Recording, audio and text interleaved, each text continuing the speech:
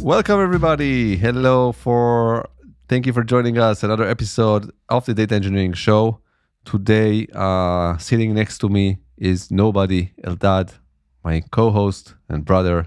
Disappointed me. He couldn't make it today, and he trusted me with Ananth here with us. So help me welcome Ananth Packkildurai, who is principal software engineer at Zendesk.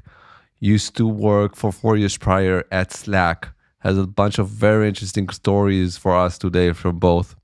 Ananth is also somewhat of a veteran in the industry, has been in software for a long time, has moved to data for many years. I'd love to talk about that as well. But Ananth is also sort of a mini celebrity in the data space. He runs the Data Engineering Weekly newsletter. And so tell us about that. How many subscribers do you have today?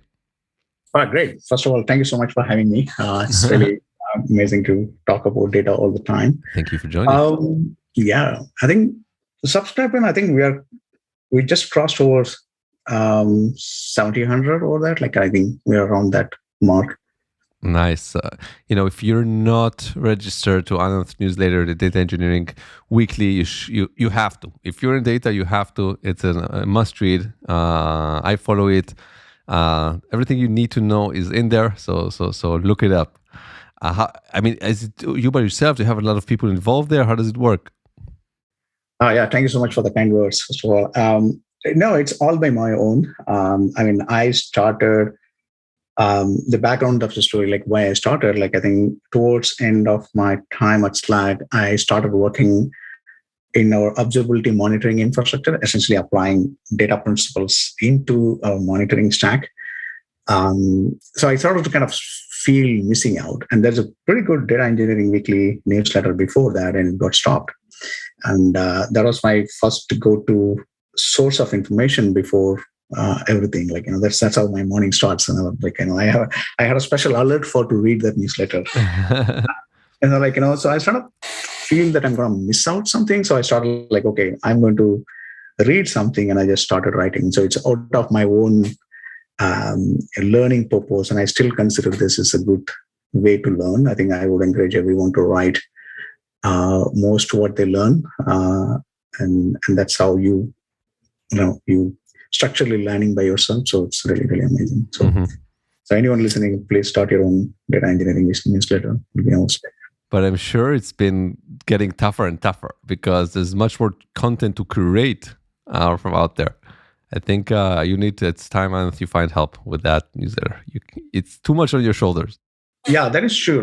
Last week I was kind of curating. I had at least 18 articles to kind of curate and just shortlisted, and I don't have time to write all those things, and I had to shortlisted 10 items or 9 items to do that.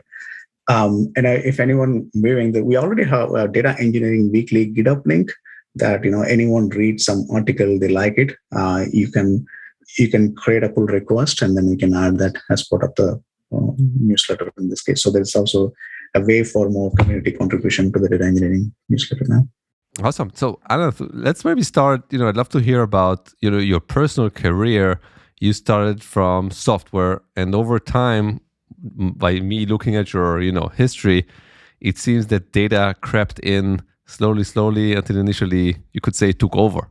So walk us through that. So when did data become such an important part of your career? What was the tipping point? Yeah, I think I started my career as backend engineering, mostly on writing code on Java and other stuff like that. And when I was it's funny that when I was starting a career, I always looked down, because data warehouse is not that much kind of well adopted, and it's in most of the organization, it's very less visibility on those things, and it's often viewed as you will be using some tools, maybe SSIS package or any other tool. So I will never do that, and I'll never go to the data at any point of my time. But that was my thought beginning the career. I think I would say I got carried away and pulled into this whole big data wave or the buzzwords kind of things. That's where I started looking, developing systems in Hadoop when as part of an experimentation in one of my work, I started looking Hadoop maybe 0.2 at the time or something like that. It's kind of very early stage. And that's the first time I'm actually reading a lot about MapReduce algorithm, and I kind of realized that most of the problem can be solved if you start everything in a MapReduce pattern in most of the analytics problems. So I think that's kind of a very pulling point. And I'm at that point still. The work is more of a backend engineering because you still have to write a bunch of Java code in order to kind of build any kind of analytical ecosystem at the time. I think I just jumped onto the bandwagon of that hype and then slowly travel and realized, okay, this is what we are going back. We are just kind of reinventing the wheel. And then I actually went back and learned about the data warehouse concept. And I took a course from Kimball Group. I think that was a last training program he took before his retirement. So it's very fascinating to learn. So I just kind of go back and then learn the basics and then just continue on those cases. Yeah. I think, it's interesting. You mentioned that, SSIS part, and, if we are to be completely honest, and, I think in the past, software engineers used to some extent even look down at data technologies. It's a different position, and it's not for us. You deal with your data warehouse. Whereas now it has become such a big deal, and most software engineers are actually looking to be more involved with data technologies. It has become, I think, one of the most interesting parts of software engineering in general. So yeah, thanks for sharing. So talk about with us a little bit. Let's start with Zendesk. You've been there for a year and a half. What did you come to do there, or what do you do at Zendesk? Yeah, Zendesk is a very interesting company right now. I think as a leader of customer experience platform, most of the support platforms essentially. What I'm really doing right now, I'm involving in our customer-facing analytical platform, which is Zendesk as a company grown by acquiring more companies. Right? There's like a desperate systems involved. But what our clients see or want to see is, a unified view of how the customer interacting with their sales, and then like as a support secret system. They also not only they wanted to view what is their experience with their customer experience, they also wanted to see more deeper level. I have this, my product catalog is there. I wanted to send to them. And tell me which product is doing good or not. They want more than a simple support ticket analytics in this case. So my primary goal, I started in Zendesk to kind of focus on building a data platform and analytical solution to address that particular problem in this case. And as with any data infrastructure, when you start involved to solve the last mile problem, you realize the problem is actually exists in the head of the problem. Like how do we make sure that we instrument data properly? How do we kind of enable scalable analytics systems on top of it? So right now I'm kind of playing a kind of a bridge role to make sure that we are gathering sufficient data in a very kind of more of a domain ownership around it, and then kind of building scalable solutions system. Zendesk has been around for many years. I myself have been a client of Zendesk for years. So for a company who's been around for years, I wonder, how does the data stack look like? How much is legacy versus modernized? How do you go about modernizing a stack, and how has it evolved throughout the years? Yeah, to my surprise, I would say that Zendesk don't have like it has some kind of a legacy. Like we have a system we have an analytical system on MongoDB and React that actually still serve. There's some system there, but in surprisingly most of the part, it's pretty much up-to-date technologies. Like I think we have some system using Google BigQuery. All of our enterprise analytics is running on Google BigQuery and then cloud storage in this case. And we recently started to adopt Apache Hudi, which is kind of building this, like on those cases. Are you guys running multi-cloud, or is everything on GCP? Yeah, so our enterprise analytics is actually running on Google Cloud, whereas our product analytics running on our own and AWS. Because of various, different companies Zendesk acquired at some point of a time. So yeah, we have, that we could call it as a legacy. Like we have two different cloud service for sure. Walk us through some of the more challenging use cases, such workloads that are currently in place that you're involved with. How far along is that new project you described? For the unifying the system Yes. of it, we're just barely scratching the surface. I think the way I'm looking at this problem, not necessarily from unify the cloud services perspective, but how do we do data sharing between these two different disparate services? I think our challenge or complaint from our stakeholders is not necessarily like we are running two different cloud services, because two systems or org is like atomic in nature, and then they're just doing a fine job. I think the problem is that, okay, if I do the data sharing from AWS to Google Cloud, is there any context that we are missing? Is there any lineage that we are missing? How do the consumer on the other side trust whatever you are sending here, right? Because the business logic exists in one part, and you just send the derived data set to another cloud, and the context is missing in the middle. So we kind of kickstarted this whole data lineage, data catalog project to kind of trying to first build the full bridge, see the establishing the full context of it, and try to give more and more understanding to the consumer side of it to figure it out. And I hope at some point of a time we will be able to merge this cloud services, but that's like a large project to undertake. Yeah, that was my next question. Well, the next question: has consolidating into one cloud been on the table at all? No, not now, at least, because it works. Whatever it works, it works. But I think adding additional context right now will give us much more visibility to what is going on in the system. How much? Tell us, how are the data-related teams structured at Zendesk? What kind of teams are there? How big they are? How the responsibilities split? Yeah, that's a good question. I think this is a common pattern I started to see even in Slack and then Zendesk. It's like we have this product analytics team that focusing on instrumenting data from our product usages, collecting the data, and then building those. Mostly they end up using kind of a lakehouse architecture.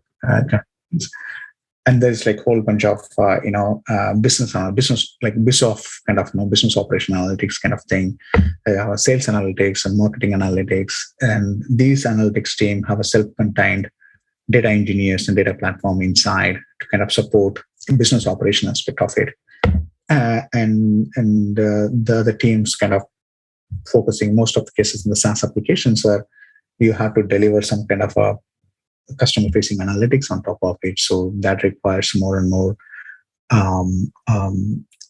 more coding kind of things than the SQL kind of workload. So they have separate team. So Zendesk data team is also kind of organized in this kind of three different business orientation aspect of it. What data volumes are you guys dealing with? I don't have top of mind, but I think we all log everything all the time. So I don't have like a very finite number, because it's not like a one stream of data that we are consuming. Let's take like customer facing stuff, for example. How is that managed from, are these dev teams at the end with customized UI running the show, plugging it into APIs to run queries, or is it more of an embedded analytics solution? What's going on there on the customer facing workloads?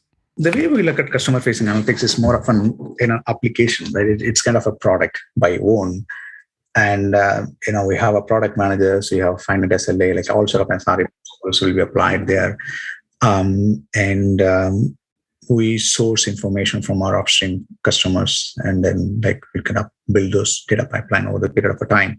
So largely, it's a good question. Largely, the customer-facing analytics encompass of more of a back-end engineering rather than like a pure data engineering perspective. And it's like, I'm just slowly introducing to them to a data pipelining concept, but they predominant very back-end engineering focus in this case. And what's the query engine behind the scenes? So it's interesting, like we right now have two query engine, like two databases, like we are running Redshift and then Postgres. For some historical reason that we kind of keeping running on those cases. There's a large project is going on right now to kind of unify the data store, both in real time and batch infrastructure to make it more customer facing analytics. So we are looking at that particular solution. Yeah, I mean, I think trying to combine historical and real time is something humans cannot stop trying. The question is, what's the solution? Any selected approach already? I mean, we are looking at various solutions right now. Like there are potential contender like Druid or ClickHouse or HP Node is one of the exciting one. Which one is the last one? HP Node. Peanut, yeah. It's kind of a very exciting one.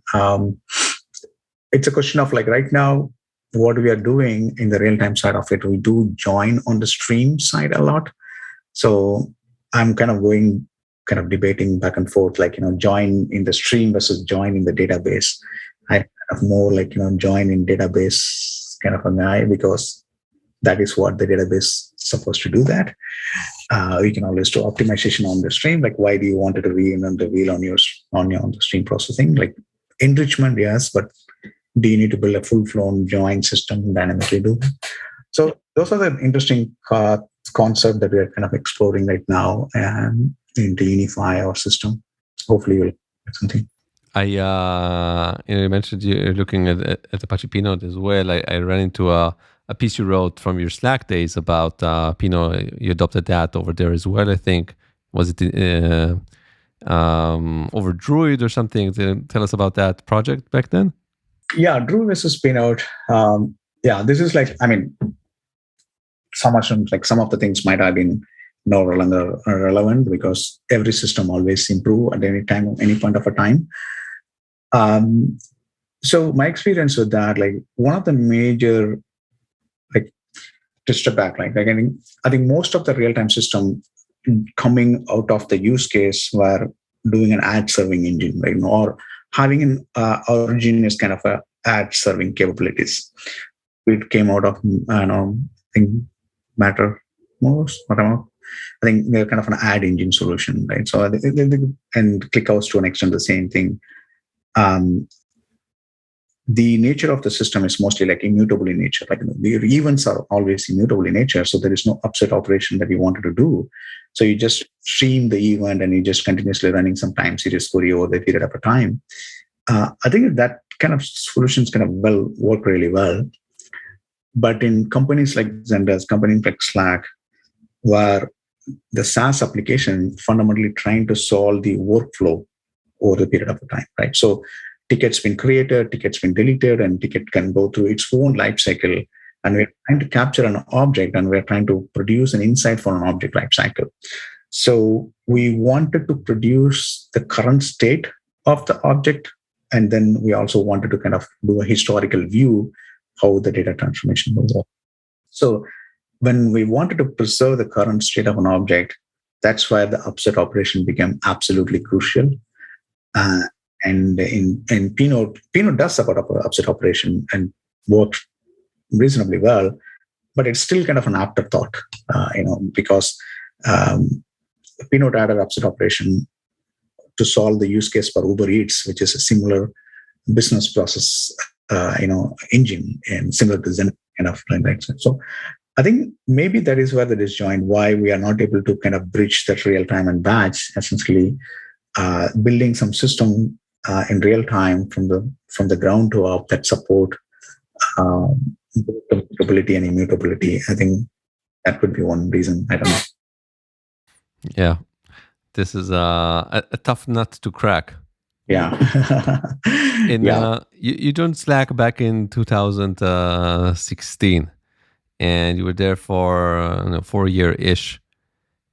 How different was the data stack at Slack when you joined versus when you left? Because I know you pretty much helped build it from the ground up. Yeah, I mean, at least at the point when I left, it's predominantly remained the same. I think one good thing in this thing, or I don't know, it's a good thing or a bad thing. It's like we kind of the early people who started involving in the Slack data infrastructure have a very good previous experience building data infrastructure at scale. And from the get-to-go, we kind of choose some tools that is kind of having support. Like we choose Kafka, Presto, and storing everything in the Pocket format. We try to use Airflow to kind of like programmatically author our system, and so on. So like how do we do modeling, and then using structured logging. We use script for logging, not like so. So these things are we got it right. I think so. We spend less time on detecting whether this is an integer or a string. So that kind of a problem I see more and more companies trying to do that. So anyone approaching me asking like, how do I build the data platform? I will say first thing like, please don't use JSON as your data data format in this case. So these are the things we got it really well. Programmatically author, data pipeline, structure, event logging, and stuff like that. Please don't use JSON though. It's an interesting comment because all the new data platforms essentially are encouraging people to use JSON. Everybody's releasing JSON first features, JSON capabilities. So you're saying stay away from that. Be wary. Yeah, maybe I don't know. Maybe they kind of started some kind of a schema registry to solve this problem. That could be one reason. But again, I mean, the compilers are good at type checking, and why do you want to type check after the fact? When you are doing a compilation itself, it's better to do that. You can reduce a lot of errors in the downstream in this case. I think most of the Slack challenge at that point of a time is scalability, because the rate at the company grown, every assumption that we make in every 3 months, we just invalidate at some point of a time in every 3 months. So we have to constantly reinvent, or trying to scale our system to kind of cope up with the amount of volume that we are getting. And when I started Slack, we are ingesting maybe 10K events per second. That's what like the Kafka cluster looks like. And then rapidly, like 9 months down the line, we were just ingesting like 3 million to 4 million events per second. So the scale, and we barely kind of loading, or barely supporting only one type of use case, like on the business side of it, right? And then we wanted to kind of operational side of it, and all the other aspect of it. So the scalability is a bigger challenge in this case. So maybe it sounds like if there ever was a scalability challenge, it's this one. It's Slack. I am sure not everything went smooth. This is a good part for our beloved epic failure corner. We grow and learn from things that didn't work. Any memories to share of things that a good lesson learned? Yeah, I think many things. I know, especially like I don't know how lesson learned. Like I think the Airflow outage we had one time for like it's stopped us running any code for 8 days.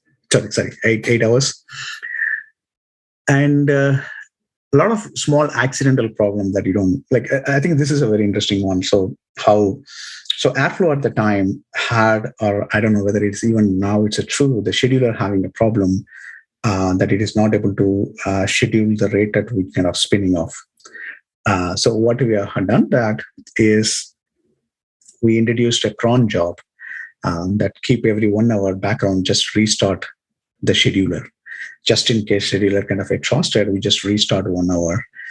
But what we didn't realize that cron job had a bug. Instead of waking up at top of the hour and then just restart one time, it is restarting for 1 minute continuously. Like that's and we didn't realize it. It is just working fine because it's a very minimal interference. And one day we started migrating Airflow from one version to another version, and we didn't realize this bug. And when when you are iterating that and we are continuously monitoring whether the upgrade is successful or not, we keep seeing this weird behavior, and we were like so confused. What is happening? Like just read through all the source code, read through all our deployment script. It's like nothing is happening. What is really happening? That took us like 1 day to figure it out. Oh my god, there is a cron, and we almost forgot that we put that cron. The last suspect. Nobody even bothered to think about. Yeah, the worst one. Thanks for sharing. The good news is that now I'm able to read all the Airflow code in like just 1 hour because we had to read it, understand. So let me ask you this: if you go back in time, we put you back in 2016 at Slack, starting from scratch, knowing what you know now, What do you have done differently? I think one thing what I've done differently towards the end of my time at Slack, like I think people started to do that, is like leaning more towards cloud data warehouse. Maybe 2016 cloud data warehouse might not be like much, much more mature or much more sufficient to handle our scale. I think at this point of a time, I feel like systems like Fireball, Snowflake, or something like that, like could have been a first choice to do that, and then more using the tools rather than trying to build everything ourselves. That could really kind of give us much more velocity in the way we wanted to handle that thing. I think because we had to manage all our EMR cluster, because we had to manage all our cluster and Airflow cluster, it took a lot of toll for us to kind of support the growth that our company kind of gone through, and that reduced the trust level of the velocity. More and more people are adopting to our ecosystem. So, yeah. What in recent years, which technologies or tools or both did you put your hands on in recent years, or ones that excited you, that you're excited about? In recent years, I think I'm excited about a lot of development going on the data lineage and data catalog side of it. I think this is something that we have not thought through when we started our data team at that point of a time. And most of the companies, the data catalog and data lineage are always an afterthought. I'm so excited to see so much literature, so much talk about data lineage, data data discovery systems, and then data quality aspect of that. So I think that's one of the things that I'm very excited about. I think adopting that, we finally acknowledged we came a long way from Hadoop world to be kind of a heavy, hacky backend engineering, to acknowledge this is a data system, this is a data management system, and these properties of the data management system. And I think we've gone through the full cycle. Which tools have you been looking at so far at Zendesk with lineage, cataloging, and quality? There are pretty good tooling available right now. I think that's a good thing. Like a lot of options available for the consumers now. I think Data Hub is from LinkedIn is one of the good example to do that. Amundsen is another great for that. I think Atlan is another interesting tool to do that. I think what I'm really looking at is like how this tool essentially embed into our workflow of our analysts and the data engineers, integrated into their workflow rather than introducing a data catalog tool and then just do a checklist. We have a data discovery and then check mark is done and then nothing but that. So I'm sure you're aware of Apache Atlas, which is an open source data lineage tool we developed like long back, 2012 or something like that. We do have an Apache Atlas from 2017 in Zendesk, except that no one used it, or half of them don't even aware of it, right? So, and the thing is that the pattern that I noticed why people are not able to use it is it's incredibly hard, first of all, to do that. So the analysts, I observe the behaviors and like kind of one interesting thing is like analysts come and say like, hey, what does this table look like? I wanted to get an insight. Tell me what are the tables that I should query about that. And someone trying to point, oh, this is a lineage tool that you should use that. And it's a separate effort. They have to go to a different UI. They have to understand the UI and then just trying to query that. It can have an information, don't have an information. And then if they're not able to find that information, they immediately go and ask like, who is the senior of that team? And they'll go and say like, hey, ask the same question, right? You will be using your analysis as a data discovery system again and ask it. And there is a high chance that person has the knowledge about it because out of an experience. And they answer the question. When the next time the similar problem comes in, the analyst will not go on the data discovery system. They directly go because their workflow is now changed because this particular tool is not trying to solve this problem. So, I look at this like kind of a workflows problem rather than lineage problem. So any tool that sufficiently solve that problem would be really, really hard. What do you recommend? If I'm in software, but I haven't been involved with data much, and I want to start, what's a good route for a software engineer to get his hands dirty in the data world? How do you approach such an educational program? Yeah. So my take on that is, SQL by default is the language of data, right? The first thing in terms of the skill set, I would like to say, pick up SQL is a first class, citizen for you as a tool for you to kind of start navigating the data across. And if you are a software engineer, I think one of the good things they can do is taking a look at inward rather than outward. Many people wanted to get into data engineering and looking at I'm going to solve a business problem or predicting sales analytics or marketing analytics. If you are a software engineer, there is most likely you will be working with some kind of a system, some kind of a software you will be deploying to a production system. So that production system will emit some kind of a logs. I think the very first step is that take that log and apply the SQL and try to understand your system from a different perspective. We do have the observability tooling, metrics and logs, and you do search and try to find the needle in the haystack. But if you try to take that logs and try to understand the long-term perspective, it's particularly helpful, because you already know the domain, you already know the system. So you have a very good intuitive scale that you can start to work around and improve your skill. And then once you understood that, the techniques and the domain is transferable, right? Domain is more of acquiring knowledge, the tools and your way of thinking to figure it out, the pattern is going to remain the same. I think that would be my suggestion. Start with a tool, pick SQL, and then look inward in your own domain and try to figure it out. It's beautiful. So a log-driven approach. If you master the logs, you know everything about your platform. Okay, great, Ananth. It's been amazing. So many great insights. Thank you so much for joining us. And again, keep doing what you do with the newsletter. We love it. And stay safe with the virus and all. Yeah, thank you so much, Siri. You too. So we've launched just a few months ago. We're growing quite nicely, right? How many views do we have? Very happy. I think we've got we're in the thousands, right? Happy. Yeah. Yes. Yeah, not bad. But we want more. If you like this, help us spread the love. Yes. If you don't like Eldad, spread, vote for replacing me for someone else. That's fine. And, we promise to try our best to keep bringing You're amazing, Boaz. The data people from the most interesting data companies. So subscribe, make our mama proud, help us out. Love you, Mom.